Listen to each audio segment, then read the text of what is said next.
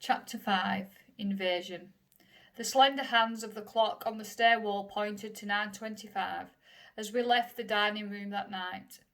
That in itself was unusual in our orderly lives. Father was 80 years old now, and promptly at 8:45 each evening, an hour sooner than formerly, he would open the Bible, the signal for prayers, read one chapter, ask God's blessing on us through the night, and by 9:15 be climbing the stairs to his bedroom. Tonight, however, the Prime Minister was to address the nation at 9:30. One question ached through all of Holland like a long-held breath. Would there be war? We circled up the step to Tanti Anne's room and Father went up to warm the big table radio. We did not so often spend the evenings up here listening to music now. England, France and Germany were at war. Their stations carried mostly war reports or coded messages, and many frequencies were now jammed. Even Dutch stations carried mostly war news, and that we could hear just as well on the small portable radio we kept now in the dining room, a gift from Pickwick the Christmas before. This, though, was to be a major broadcast. Somehow we all felt it merited the large old set with its elaborate speaker. We sat now waiting for 9:30, tense and upright in the high-backed wooden chairs, avoiding, as if by a kind of premonition, the cushioned and comfortable seats. Then the Prime Minister's voice was speaking to us, sonorous and soothing. There would be no war. He had had assurances from high sources on both sides. Holland's neutrality would be respected. It would be the Great War all over again. There was nothing to fear. Dutchmen were urged to remain calm and to... The voice stopped. Betsy and I looked up, astonished. Father had snapped off the set and in his blue eyes was a fire we had never seen before. It is wrong to give people hope when there is no hope, he said. It is wrong to base faith upon wishes. There will be war. The Germans will attack and we will fall. He stamped out his cigar stub in the ashtray beside the radio, and with it seemed the anger too. For his voice grew gentle again. Oh, my dears, I am sorry for all Dutchmen now who do not know the power of God, for we will be beaten.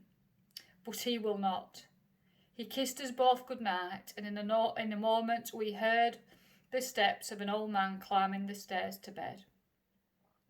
Betsy and I sat rooted to our chairs. Father, so skilled at finding good in every situation, so slow to believe evil. If Father saw war and defeat, then there was no other possibility at all. I sat bolt upright in my bed. What was that? There it was again. A brilliant flash followed, a second later by an explosion which shook the bed. I scrambled over the cover to the window and leaned out. The patch of sky above the chimney tops glowed orange-red. I felt my bathrobe and thrust my arms through the sleeve as I whirled down the stairs. At Father's room I pressed my ear against the door. Between bomb bursts I heard the regular rhythm of his breathing. I dived down a few more steps and into Tanti Anne's room. Betsy had long since moved into Tanti Anne's little sleeping cubicle, where she would be nearer the kitchen and the doorbell. She was sitting up in the bed. I groped toward her in the darkness and we threw our arms around each other. Together we said it aloud. War. It was 5 hours after the Prime Minister's speech. How long we clung together listening I do not know. The bombing seemed mostly to be coming from the direction of the airport. At last we tiptoed uncertainly out to Tanti Anne's front room. The glowing sky lit the room with a strange brilliance. The chairs, the mahogany bookcase, the old upright piano, all pulsed with an eerie light. Betsy and I knelt down by the piano bench. For what seemed hours we prayed for our country, for the dead and injured tonight, and for the Queen. And then, incredibly, Betsy began to pray for the Germans. Up there in the plains, caught in the fist of the giant evil loose in Germany. I looked at my sister kneeling beside me in the light of burning Holland. Oh Lord, I whispered, listen to Betsy, not to me, because I cannot pray for those men at all. And it was then that I had the dream. It couldn't have been a real dream because I was not asleep, but a scene was suddenly and unreasonably in my mind. I saw the Grote Markt half a block away as clearly as though I was standing there. saw the town hall and St Bavo's and the fish mart with its stair-step facade. Then as I watched, a kind of odd old farm wagon, old-fashioned and out of place in the middle of a city, came lumbering across the square, pulled by 4 enormous black horses. To my surprise, I saw that I myself was sitting in the wagon, and father too, and Betsy. There were many others, some strangers, some friends. I recognised Pickwick and Tews, Willem and young Peter. All together we were slowly being drawn across the square behind those horses. We couldn't get off the wagon, that was a terrible thing. It was taking us away, far away. I felt, but we didn't want to go. Betsy, I cried, jumping up, pressing my hands to my eyes. Betsy, I've had such an awful dream. I felt her arm around my shoulder. We'll go down to the kitchen where the light won't show and we'll make a pot of coffee. The booming of the bombs was less frequent and farther away as Betsy put on the water. Closer by was the wail of fire alarms and the beep of the hose trucks. Over coffee standing at the stove, I told Betsy what I had seen. Am I imagining things because I'm frightened? But it wasn't like that, it was real. Oh, Betsy, was it a kind of a vision? Betsy's finger traced a pattern on the wooden sink wall smoothed by generations of 10 booms. I don't know, she said softly, but if God has shown us bad times ahead, it's enough for me that he knows about them. That's why he sometimes shows us things, you know, to tell us that this too is in his hands. For 5 days, Holland held out against the invader. We kept the shop open, not because anyone was interested in watchers, but because people wanted to see father. Some wanted him to pray for husbands and sons stationed at the borders of the country. Others, it seemed to me, came just to see him sitting there behind his workbench as he had for 60 years, and to hear in the ticking clocks a world of order and reason. I never opened my workbench at all, but joined Betsy making coffee and carrying it down. We brought down the portable radio too and set it up upon the display case. Radio was Harlem's eyes and ears and very pulse rate, for after that first night, although we often heard planes overhead, the bombing never came so close again. The first morning over the radio came instructions that ground floor windows must be taped up. Then up and down the Bargestraat, shop owners were out on the sidewalk. There was an unaccustomed neighbourhood feel as advice, rolls of adhesive and tales of the night's terror passed from door to door. One store owner, an outspoken anti-Semite, was helping Veal the Jewish Furrier put up boards where a pane of glass had shaken loose. The optician next door to us, a silent, withdrawn individual, came over and taped the top of our display window where Betsy and I could not reach. A few nights later, the radio carried the news we dreaded. The Queen had left. I had not cried the night of the invasion, but I cried now, for our country was lost. In the morning, the radio announced tanks advancing over the border. And suddenly, all of Harlem was in the streets.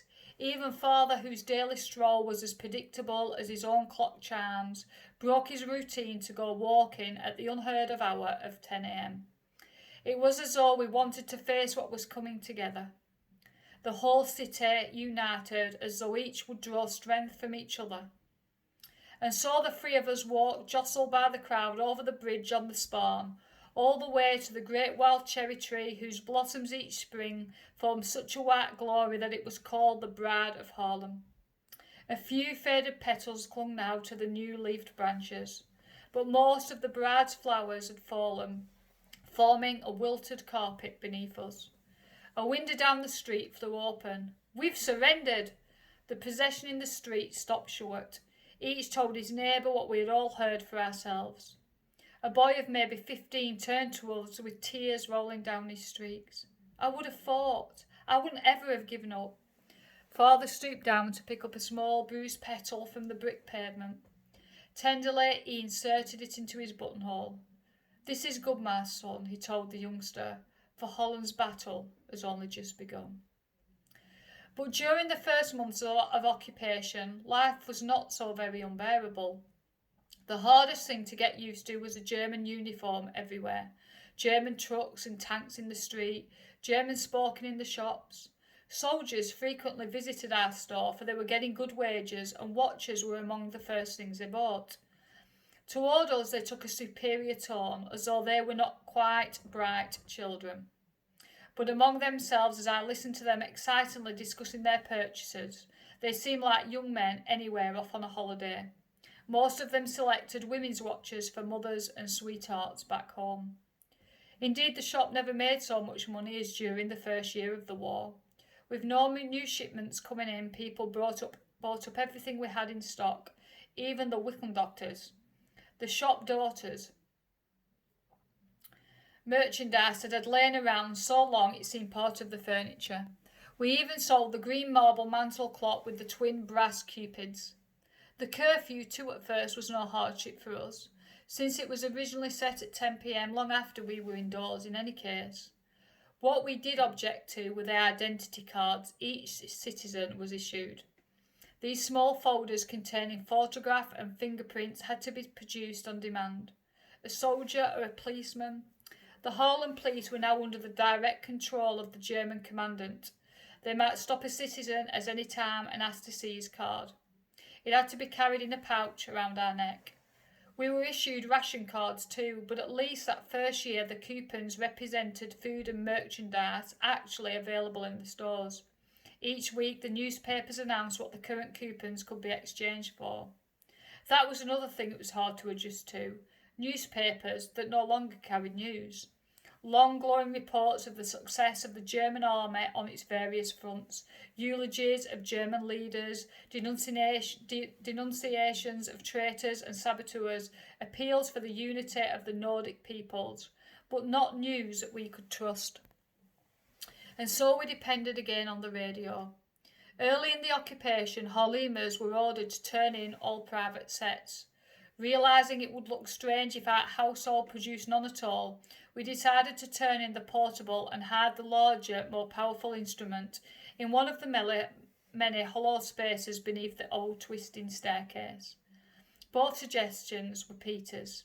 He was 16 at the time of the invasion and shared with other Dutch teenagers the relentless energy of anger and impotence. Peter installed the table radio beneath a curve in the stairs just above Father's room and expertly replaced the old boards, while I carried the smaller one down to the big Vroom and Dressman department store where the radio collection was being made. The army clerk looked at me across the counter. "Is this the only radio you own?" "Yes." He consulted a list in front of him. Ten Boom, Casper, Ten Boom, Elizabeth, at the same address. Do either of them own a radio? I had known from childhood that the earth opened and the heavens rained fire upon liars, but I met his gaze. No. Only as I walked out of the building did I begin to tremble. Not because for the first time in my life I had told a conscious lie, but because it had been so dreadfully easy. But we had saved our radio. Every night Betsy or I would remove the stair tread and crouch over the radio, the volume barely audible, while the other one thumped the piano in Tatiana's room as hard as she could to hear the news from England. And at first the news over the radio and the news in our captive press was much the same. The German offensive was everywhere victorious. Month after month the Free Dutch broadcast could only urge us to wait, to have courage, to believe in the counter-offensive which must surely someday be mounted. The Germans had repaired the bomb damage to the airport and were using it now as a base for air raids against England. Night after night we lay in bed listening to the growl of engines heading west. Occasionally English planes retaliated, and then the German fighters might intercept them right over Haarlem. One night I tossed for an hour while dog fights raged overhead, streaking my patch of sky with fire. At last I heard Betsy stirring in the kitchen and ran down to join her. She was making tea. She brought it into the dining room where we had covered the windows with heavy black paper and set out the best cups.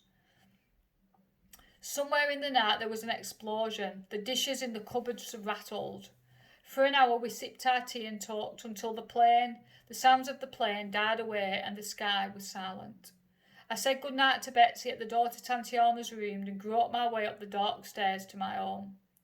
The fiery light was gone from the sky. I felt for my bed. There was the pillar. Then, in the darkness, my hand closed over something hard, sharp too. I felt blood trickle along a finger. It was a jagged piece of metal, 10 inches long. Betsy! I raced down the stairs with the shrapnel shard in my hand. We went back to the dining room and stared at it in the light while Betsy bandaged my hand. On your pillow, she kept saying. Betsy, if I hadn't heard you in the kitchen. But Betsy put a finger on my mouth. Don't say it, Corey. There are no ifs in God's world, and no places that are safer than any other. The centre of His will is our only safety. Oh, Corey, let us pray that we may always know it. The true horror of occupation came over us only slowly. During the first year of German rule, there was only minor attacks on Jews in Holland. A rock through the window of a Jewish-owned shop, an ugly word scrawled on the wall of a synagogue. It was as though they were testing us, trying us, testing the temper of the country. How many Dutchmen would go along with them?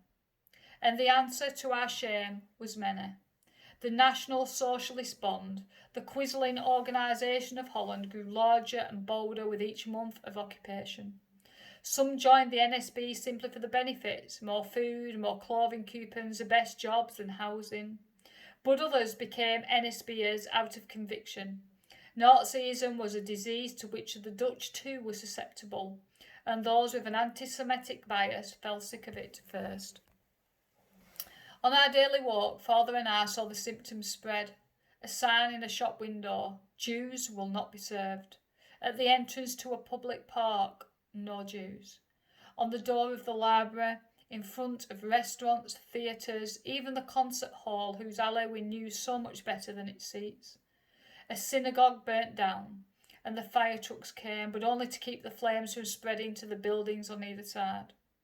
One noon, as Father and I followed our familiar route, the sidewalks were bright with yellow stars, sewn to coats and jacket fronts. Men, women and children wore the six-pointed star with the word Jude, Jew, in the centre. We were surprised as we walked at how many of the people we had passed each day were Jews.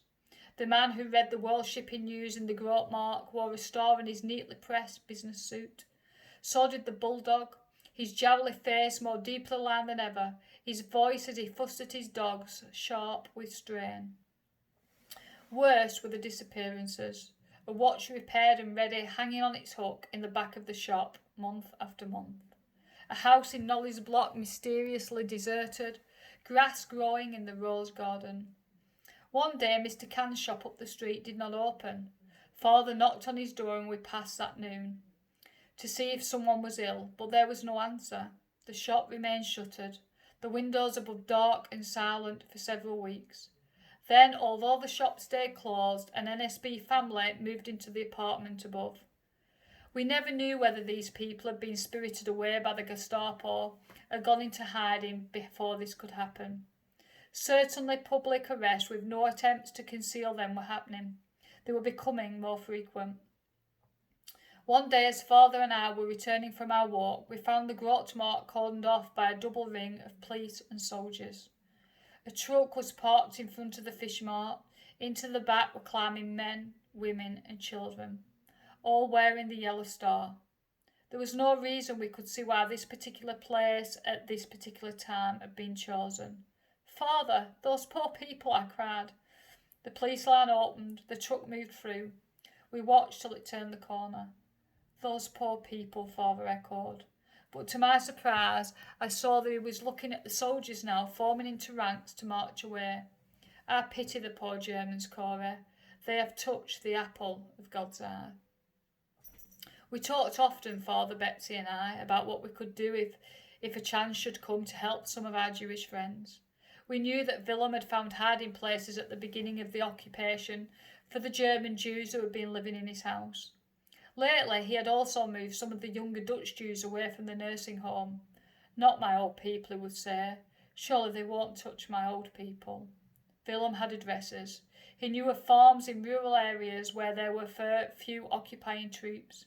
Willem would be the one to ask. It was a drizzly November morning in 1941, a year and a half after the invasion. As I stepped outside to fold back the shutters, that I saw a group of 4 German soldiers coming down the Berchtesgaden. They were wearing combat helmets low over their ears, rifles strapped to their shoulders. I shrank back into the doorway and watched. They were checking shop numbers as they walked. At Veil's Furious, directly across the street, the group stopped. One of the soldiers unstrapped his gun and with the butt banged on the door. He was drawing it back for another blow when the door opened and all 4 pushed inside. I dashed back through our shop and up to the dining room where Betsy was setting out 3 places. "Betsy, hurry, something awful is happening at the Veils." We reached the front door again in time to see Mr. Veil backing out of his shop, the muzzle of a gun pressed against his stomach. When he had prodded Mr. Veil a short way down the sidewalk, the soldier went back into the store and slammed the door. Not an arrest then. Inside we could hear glass breaking. Soldiers began carrying out armload of furs. A crowd was gathering in spite of the early morning hour. Mr. Veil had not moved from the spot on the sidewalk where the soldier had left him. A window over his head opened and a small shower of clothes rained down on him. Pyjamas, shirts, underwear. Slowly, mechanically, the old Führer stooped and began to gather up his clothes. Betsy and I ran across the street to help him. "Your wife," Betsy whispered urgently. "Where is Mrs. Veil?" The man only blinked at her. "You must come inside," I said, snatching socks and handkerchiefs from the sidewalk. "Quick, with us." And we propelled the bewildered old man across to the beige. Father was in the dining room when we reached it and greeted Mr. Veil without the slightest sign of surprise. His natural manner seemed to relax the fury a bit. His wife, he said, was visiting a sister in Amsterdam. "We must find a telephone and warn her not to come home," Betsy said. Like most private telephones, ours had been disconnected early in the occupation. There were public phones at several places in the city, but of course messages went to a public reception centre at the other end. Was it right to connect a family in Amsterdam with the trouble here? And if Mrs. Veil could not come home, where was she to go? Where were the Veils to live? Certainly not with the sister where they could so easily be traced. Father and Betsy and I exchanged glances. Almost with a single breath we said, "Villain." Again, it was not the kind of matter that could be relayed through the public phone system. Someone had to go, and I was the obvious choice. Dutch trains were dirty and overcrowded under the occupation. The trip that should have taken under an hour took nearly 3. Willem was not there when I finally reached the big nursing home just after noon, but Teen and their 22-year-old son, Kurt Kick, was there. I told them what had happened to the Badgerstraat and gave them the Amsterdam address. "Tell Mr. Veil to be ready as soon as it's dark," Kick said. But it was nearly 9 p.m, the new curfew hour, before Kick rapped at the alley door. Tucking Mr. Veil's clothing bundle beneath his arm, he led the man away into the night. It was more than 2 weeks before I saw Kick again to ask him what had happened. He smiled at me, the broad, slow smile I had loved since he was a child. "If you're going to work with the underground, Tanticora, you must learn not to ask questions." That was all we ever learned of the Veils, but Kick's words went round and round in my head. The underground. If you're going to work with the underground, was Kick's working with this secret and illegal group? Was Willem? We knew, of course, that there was an underground in Holland, or suspected it. Most cases of sabotage were not reported in our controlled press, but rumours abounded. A factory had been blown up, a train carrying political prisoners had been stopped, and 7 or 17 or 70 had made it away. The rumours tended to get more spectacular with each repetition, but always they featured things we believed were wrong in the sight of God. Stealing, lying, murder. Was this what God wanted in times like these? How should a Christian act when evil was in power? It was about a month after the raid on the fur shop that Father and I, on our usual walk, saw something so very unusual that we both stopped mid-stride. Walking towards us along the sidewalk as so many hundreds of times before came the bulldog with his rolling, short-legged gait.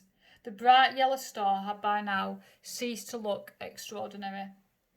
And then I knew what was wrong. The dogs. There were no dogs with him. He passed without seeming to see us. With one accord, Father and I turned round and walked after him. He turned a number of corners while we grew more and more embarrassed at following him without any real excuse. Although father and he had tipped their hats to each other for years, we had never spoken and did not even know his name.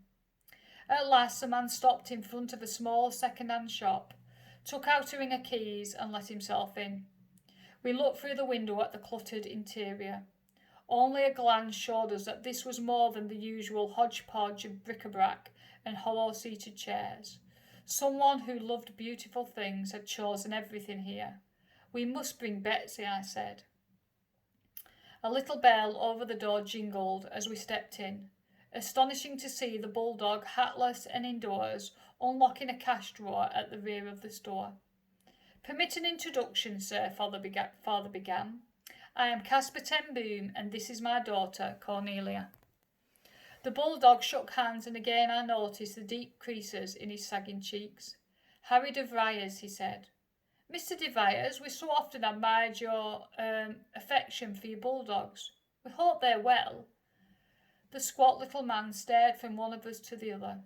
Slowly the heavy-rimmed eyes filled with tears. "Are they well?" he repeated. "I believe they are well. I hope that they are well. They are dead." "Dead?" we said together. I put the medicine in their bowl with my own hands, and I petted them to sleep. My babies. My little ones. If you could have only had seen them eat. I waited, till we had enough coupons for meat. They used to have meat all the time. We stared at him dumbly. Was it, I ventured at last? Was it because of the rationing? With a gesture of his hands, the little man invited us into a small room in the back of the shop and gave us chairs. "Miss ten Boom, I am a Jew. Who knows when they'll come to take me away? My wife too, although she's a Gentile, is in danger because of her marriage." The bulldog raised his chin so high his jowls stretched taut. "It is not for ourselves we mind. We are Christians, Cato and I. When we die we will see Jesus, and this is all that matters." But I said to Cato, "What about the dogs? If we are taken away, who will feed them? Who will remember their water and their walk? They will wait and we will not come, and they will not understand. No, this way my mind is at ease." "My dear friend," father grasped, the bulldog's hand in both of his, "now that these dear companions may no longer walk with you, will you not do my daughter and me the great honour of accompanying us?" But this the bulldog would not do. "It would put you in danger," he kept saying. He did, however, accept an invitation to come to visit us. After dark, he said. And so one evening the following week, Mr. de Vries came to the alley door of the Beige, bringing his sweet, shy wife, Cato, and soon she and Harry were almost nightly visitors in Tanty Ann's front room. The bulldog's chief delight at the Beige, after talking with father, were the tomes of British theology now housed in Tanty Ann's big mahogany case. For he had become a Christian 40 years earlier, without ceasing in the least to be a loyal Jew. A completed Jew, he would tell us smilingly, a follower of the one perfect Jew. The books belonged to the Rabbi of Harlem. He had brought them to father more than a year ago, just in case I should not be able to care for them indefinitely. He had waved a bit apologetically at the procession of small boys behind him, each staggering under the weight of several huge volumes. My little hobby, book collecting. And yet, old friends, books do not age as you and I do. They will speak still when we are gone, to generations we will never see. Yes, the books must survive. The rabbi had been one of the first to vanish from Harlem. How often it is a small, almost unconscious event that marks a turning point. As arrests of Jews in the streets became more frequent, I had begun picking up and delivering work for our Jewish customers myself so that they would not have to venture into the centre of town. And so one evening in the early spring of 1942, I was in the home of a doctor and his wife. They were a very old Dutch family. The portraits on the walls could have been a textbook of Holland's history. The Hermistras and I were talking about the things that were discussed whenever a group of people got together in those days, rationing and the news from England, when down the stairs piped a childish voice. "Daddy, you didn't tuck us in." Dr. Hamster was on his feet in an instant. With an apology to his wife and me, he hurried upstairs, and in a minute we heard a game of hide and seek going on, and the shrill laughter of 2 children. That was all. Nothing had changed. Mrs. Hester continued with the recipe for stretching the tea ration with rose leaves. And yet everything was changed. For in that instant, reality broke through the numbness that had grown in me since the invasion. At any minute there might be a rap on this door. These children, this mother and father, might be ordered to the back of a truck. Dr. Hemster came back to the living room, and the conversation rambled on. But under the words, a prayer was forming in my heart. Lord Jesus, I offer myself for your people, in any way, any place, and any time. And then an extraordinary thing happened. Even as I prayed, that waking dream passed again before my eyes. I saw again those 4 black horses and the groat mark, as I had on the night of the invasion. I scanned the passengers drawn so unwillingly behind them. Father, Betsy, Bill and myself, leaving Harlem, leaving all that was sure and safe. Going where?